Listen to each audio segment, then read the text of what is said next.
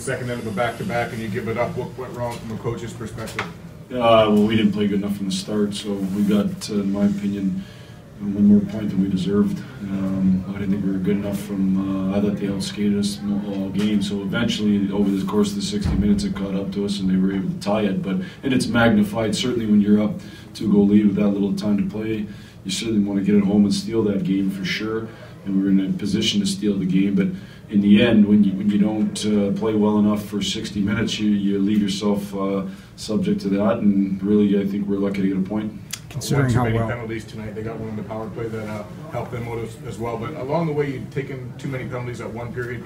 You cut back on them, and then again tonight, the number of penalties you had. What had changed for your team in that? I don't know. I mean, that was a singular game. If it ends up being a 5-game thing, then you look at it and say we got to be better than that. You know, couple high sticks. You know, sometimes, you know, on Nyquist's high stick, I don't know what else he's going to do. He's trying to shoot the puck and ultimately rides up his stick and hits him. You know, the other side, usually when you're not playing well enough, you end up taking penalties.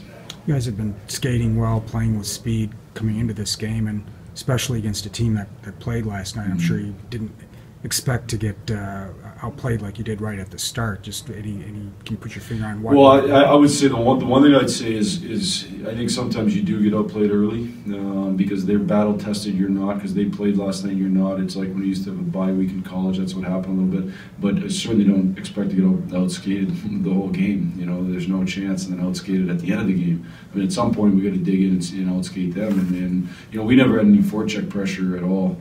And if you don't have forecheck pressure, then you're on your heels, and we end up spending so much time in our D zone. So we got to be way better than that. With the way things were going, Jeff, I mean, this season it seemed like the team was finding a rhythm or a style of play. Did you feel like a game like this was kind of behind them, or what does this tell you about this team? I don't know if it's behind them or not. I mean, you'd love to be perfect every night. I've yet to coach a perfect team.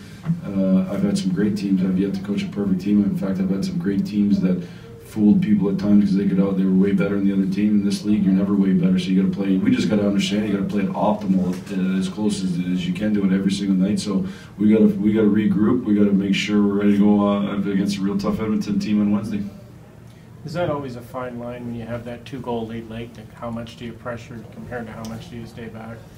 Yeah, I mean, you know, I thought I don't know if we quit playing. I don't know if we thought we had won it at that point. I mean, we got to make sure we're pushing. You know, the easiest way to win is to score the fourth one without taking any unneeded risk. You know, we don't talk at all about being passive in those situations. We don't change our forecheck at all. I think naturally some players are making sure they're above, but you know, the best way